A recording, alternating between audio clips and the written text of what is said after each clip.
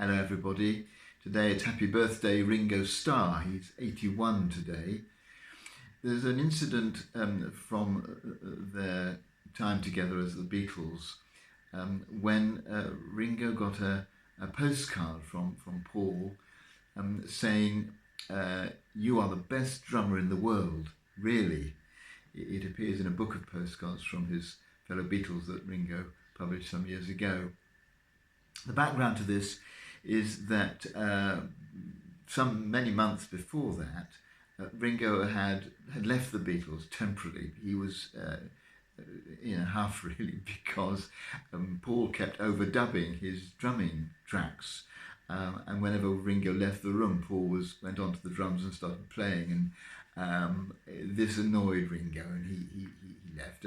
And George and John sent postcards saying, we think you're great, and so Ringo came back.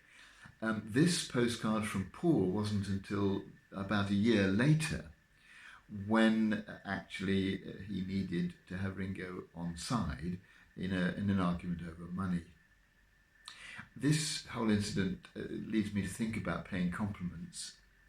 And the first thing that occurs to me is that we need to be very accurate in our compliments to people if they're going to be really believed. Because this one, "You're the greatest drummer in the world," is a bit too general, and it sounds over the top, though actually it may well have been true, but it may well have sounded exaggerated, and that doesn't work. We need to be very specific when we're paying people compliments, which is always, of course, a nice thing to do. But it also tells me something about receiving compliments, because it's so easy not to believe a compliment that you're offered. And in this case, very easy for Ringo to see the ulterior motive. George and John's was just to get him back into the group, and Paul's was to get him on side, and therefore not really to believe the compliment. And if people pay us compliments, it's very easy to find good reasons why they're saying what they're saying and not really to believe it, because there's something in us which makes us want to deny things that are said that are nice about us, congratulations or approval or compliments. We tend to bat them away.